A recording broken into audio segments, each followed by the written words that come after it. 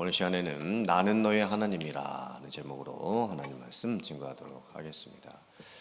지금 토요 새벽 예배를 통해서 히브리서 말씀을 함께 나누고 있습니다. 히브리서 12장까지는 복음, 구원, 교리에 관련된 근본적인 본질적인 말씀을 다루었습니다. 히브리서 13장이 되면 이제 믿는 성도들의 삶에 있는 아주 구체적인 실제적인 모습을 다루기 시작을 합니다. 그 첫 번째 모습은 형제 사랑하고 손님 대접을 잘 해라 하는 말씀이었고, 두 번째 말씀은 결혼 생활과 성적 순결에 대한 말씀이었고, 이제 세 번째에 나오는 것이 돈에 대한 말씀입니다. 돈에 대한 말씀을 세 번째로 하는 것으로 보면 2000년 전이나 지금이나 돈은 너무 중요하고 또 필요한 것이면서도 다른 한편으로 돈 때문에 너무나 많은 문제가 생기는 것을 저희가 깨닫게 됩니다. 돈은 참 희한합니다. 가난한 사람도 돈이 더 필요하고 부자도 더 돈이 필요합니다. 가난한 사람은 정말 돈이 없어서 돈이 더 필요하고, 부자들은 있는 재산을 유지하고 관리하기 위해서 돈이 또 더 필요합니다. 그래서 돈이 있어서 만족한 사람은 아무도 없는 것 같습니다. 다 조금만 더 있으면 좋겠다, 이렇게 생각하고 살아가고 있습니다. 그런데 그 조금만 더 가지고 사는 것이 왜 이렇게 힘든지 모르겠습니다. 오늘 말씀을 보면 돈을 뭐하지 말아라? 사랑하지 말아라. 그리고 어떻게 족한 줄 알아라? 있는 것으로 족한 줄 알아라 말씀을 합니다. 아멘 하기가 너무 어려운 말씀입니다. 마음으로는 아멘이 되는데, 이게 참 실제 이런 마음 가지고 산다는 게 너무나 어렵다는 것, 우리가 경험적으로 너무 잘 알고 있습니다.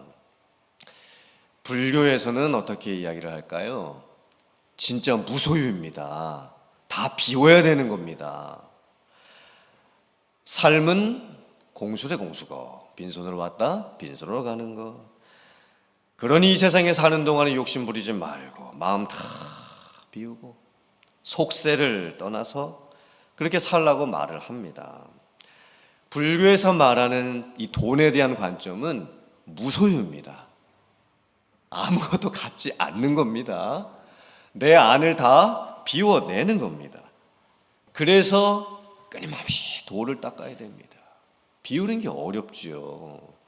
돈을 안 가지고 산다는 거 어려운 겁니다. 속세 떠나는 거 어려운 겁니다. 그래서 돈을 보면 유혹 생기고, 돈을 가지면 욕심 생기니 돈을 멀리 해야 되는 겁니다. 떠나는 겁니다. 이게 불교에서 가르치는 방법입니다. 그런데 의외로 성경 말씀은 돈에 대한 무가치함과 필요 없음에 대해서 말씀하지 않습니다.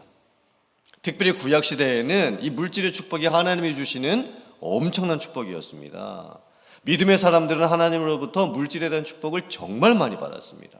아브라함도, 또 야곱도, 요셉도 마찬가지였습니다. 돈은 너무나 중요합니다. 돈이 필요하지요. 돈 자체가 악은 아닙니다. 그런데 오늘 말씀을 보면 돈을 사랑하지 말아라, 있는 줄로 족한 줄 알고 살아라 라고 하시고 나서 바로 이어서 어떤 말씀이 나올까요? 하나님께서 너희들을 버리지 아니하실 것이다. 하나님이 너희들을 떠나지도 아니하실 것이다. 하나님이 너희들을 돕는 자가 되실 것이다. 그래서 우리가 무서워할 것이 무엇이 있겠느냐? 사람도 나에게 어찌하지 못할 것이다. 이런 고백을 하고 있습니다. 참 이상하죠. 갑자기 돈 얘기하다가 갑자기 하나님에 대한 주제로 바뀌어 버립니다. 이 세상에서 돈 때문에 사람들이 살아가는 모습, 심지어 그런 돈을 가지고 살아가는 사람들이 나에게 어찌하겠느냐, 걱정하지 말아라, 이렇게 또 말씀을 하고 있습니다. 우리가 세상을 살아가는 삶의 모습을 보면 사람들이 돈 때문에 걱정이 너무 많지요. 또 돈이 필요합니다. 근데 돈이 없습니다.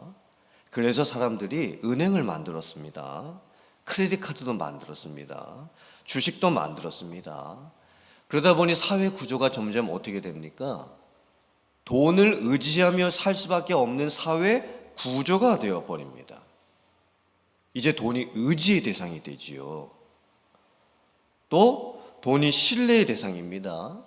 돈이 기쁨의 대상이 되어 버립니다. 돈으로 인해서 사회의 계급이 정해져 버립니다. 돈이 있느냐 없느냐를 가지고 사람들이 서로를 판단하기 시작을 합니다. 돈이 이제 신의 수준까지 올라가 버렸습니다. 사람들이 돈을 숭배하게 되지요. 돈을 모시고 살아가는 사회가 된 겁니다. 돈 있는 사람, 돈을 중심으로 힘이 모이고 권력이 모이기 시작을 합니다. 그래서 그런 사람들 안에서 살아가야 되는 우리들의 삶이 더 힘들어져 버렸습니다. 현대 사회에서 이 돈을 중심으로 만들어지는 그런 환경에서 살아간다는 것이 너무나 힘든 겁니다. 제가 지난 월요일 날 어느 선교사님 딸을 만났습니다. 그 딸의 아버지께서 이슬람 국가에서 선교를 하고 계십니다. 제가 나라는 밝히지 않겠습니다. 그 선교사님의 딸이 15년을 아빠 엄마와 함께 그 이슬람 국가에서 살다가 대학교를 한국에 있는 연세대학교를 가게 되었습니다. 이제 2학년을 마치고 이제 UCLA로 1년 교환학생으로 이제 오게 된 겁니다. 그래서 제가 이제 라이드를 해줘야 됐습니다. 제가 만나서 물어봤습니다. 한국에 2년 살면서 뭐가 제일 좋았냐? 그랬더니 대답이 뭐냐면 편리하다. 대중교통도 편리하고 모든 게 너무 빨라서 편리하고 집 바깥만 나가면 모든 게 다 갖춰져 있으니까 너무 편리하다. 그렇게 대답을 했습니다. 그럼 한국에서 2년 살면서 뭐가 제일 힘들었냐? 그랬더니 참 의미심장한 대답을 했습니다. 사람들이 너무 눈치를 많이 보면서 사는 것 같다. 어떤 모임에 소속되기가 참으로 어렵다. 이 젊은 대학생이 한국에서 2년을 살면서 느끼는 게 뭐냐면 한국 문화가 체면 문화가 강하고 조직 문화가 강하고 계급 문화가 너무나 강하다 보니까 서로 눈치를 보면서 사는 게 느껴진 거예요. 아니 대학생들도 서로 간에 살면서 이 서로 간에 이게 눈치를 봐야 되는 이 상황에서 내가 뭘 어떻게 해야 되는 거지? 저 사람이 나에게 지금 뭔 말을 하는 거지? 이걸 너무 의식을 하면서 사는 게 피곤한 거예요.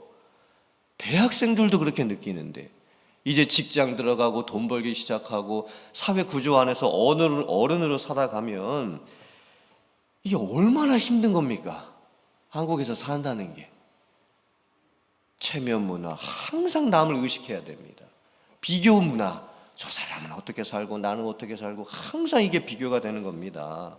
경쟁해야 되는 문화, 어떻게든지 살아남으려면 남을 밟고 올라서야 되는 거예요. 그게 대학생 때부터 그냥 몸으로 느껴지는 거예요. 그리고 끼리끼리 문화, 이게 단일 국가, 단일 민족 국가다 보니까 너무 이게 끼리끼리 문화가 강합니다. 그래서 이 친구가 이 어느 모임에 이렇게 들어가서 적응하는 게 너무 어려웠던 거예요. 심지어 아버지를 파송해 주었던 이 파송교회를 이제 다녀야 될 것 같아서 그 파송교회 청년부에 가게 됐는데 이 청년부가 너무 자기들끼리 이게 묶여있는 게 강해가지고 도저히 거기에 적응을 못해서 나오게 되었다고 합니다.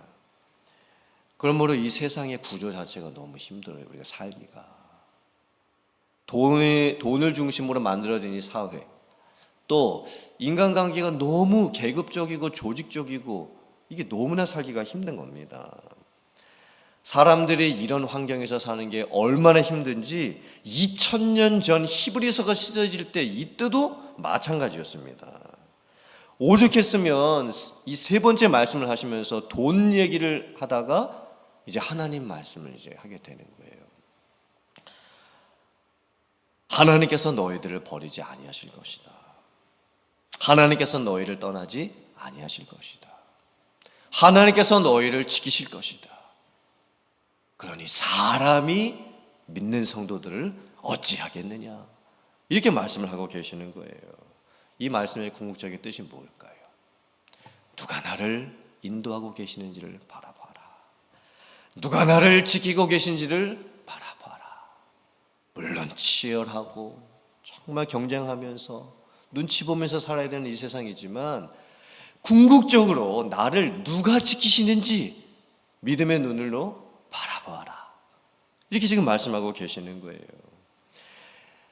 치열한 삶이고 숨막히는 삶이에요. 근데 그 속에서 하나님께서 나를 어떻게 구원하시고 인도하시고 지키시는지, 보호하고 계시는지 바라보라고 말씀을 하고 있습니다. 세상에서는 돈이 신입니다. 돈이라고 하는 신은 정말 무서운 신입니다. 내가 돈이라고 하는 신을 사랑하면 돈이 나를 버립니다. 내가 돈이라고 하는 신을 사랑하는데 돈이 나를 떠나가 버립니다. 이게 우리들이 돈을 신으로 삼고 살아가는 이 세상의 비극인 거예요. 돈을 신으로 삶으면 결국 우리는 만족할 수가 없습니다. 오늘 말씀은 결국 돈이냐 하나님이냐 이걸 구별하라는 거예요. 내 인생의 주인이 누구시냐 보라는 겁니다. 누가 내 인생을 지금 책임지고 계시냐 영적인 눈으로 깨달으라는 말씀이죠. 이 질문 앞에서 우리가 어떻게 대답해야 될까요? 화면 보시고 시편 34편 9절 말씀 같이 봉독해 보겠습니다. 시작. 너희 성도들아 여호와를 경외하라. 그를 경외하는 자에게는 부족함이 없도다. 젊은 사자는 궁핍하여 줄일지라도 여호와를 찾는 자는 모든 좋은 것에 부족함이 없으리로다. 아멘. 젊은 사자가 줄인다라고 하는 것은 위기 상황이지요. 힘센 사자, 또 강한 사자, 또 젊은 사자가 줄이고 있다라는 것은 이 대자연 속에서 가뭄이 들었든지 재해를 당했든지 해서 사자가 자기의 힘으로 이 먹을거리를 구할 수가 없는 겁니다. 긴박한 상황이죠. 근데 우리 인생도 똑같은 것 같습니다. 내 힘으로 어떻게 해볼 수 없는 상황이 우리의 인생 가운데 생깁니다. 나의 한계를 넘어서는 일들이 생기고 맙니다. 어떻게 해볼 수 없는 일들이 닥치고 말지요. 그때 우리가 어떻게 해야 할까요? 하나님을 경외하는 것입니다. 하나님을 경외하면 그 경외하는 자들을 하나님께서 부족함이 없이 채워주실 줄 믿습니다. 우리가 약함을 알면 알게 될수록 하나님의 강하심을 깨닫게 되는 것 같습니다. 또 때로는 우리가 부족함을 경험해 봐야 정말 이것을 채우실 수 있는 분이 누구신지를 저희들이 보고 의지하게 되는 것 같습니다. 또 오늘 히브리서 13장 6절 말씀은 정확하게 시편 118편 6절 말씀을 그대로 인용한 말씀입니다. 화면 보시고 시편 118편 6절 그리고 8절 9절 말씀 같이 봉독해 보겠습니다. 시작. 여호와는 내 편이시라. 내가 두려워하지 아니하리니 사람이 내게 어찌할까. 여호와께 피하는 것이 사람을 신뢰하는 것보다 나으며 여호와께 피하는 것이 고관들을 신뢰하는 것보다 낫도다. 아멘. 참 놀라운 말씀 아닙니까? 이 히브리서 말씀이 시편 말씀을 정확하게 6절 말씀 그대로 인용을 했습니다. 이 시편 말씀은요, 이 히브리서 말씀이 쓰여지기 거의 1000년 전에 쓰여졌던 말씀입니다. 이 히브리서를 썼던 이 성경 저자가 이 시편 말씀을 어떻게 기억을 하고 이것을 인용을 했을까요? 시편 말씀이 상당히 깁니다. 150편까지 있고 엄청나게 많은 말씀이 있습니다. 근데 어떻게 저 한 구절을 기억을 하고 저 말씀이 있는 걸 알아가지고 저 말씀을 이 히브리서에다가 그대로 인용을 했을까요? 히브리서 말씀을 썼던 성경 저자가 평상시에 하나님의 말씀을 묵상했던 삶이 있었습니다. 말씀을 묵상했죠.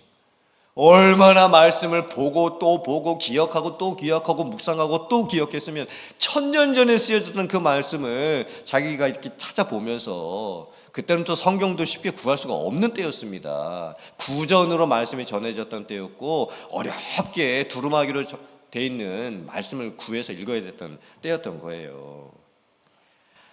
항상 하나님의 말씀이 있었죠. 그러니 고백하게 되는 거예요. 하나님은 나의 편이시다. 하나님이 내 편이신데 사람이 그 누가 나에게 어찌할 수가 있겠느냐. 하나님이 나를 돕고 계시는데 내가 인생을 살면서 돈이 좀 없다고 한들 그게 뭐가 문제가 될 수가 있겠느냐. 이렇게 고백을 하는 것입니다. 하나님은 나의 피난처가 되신다.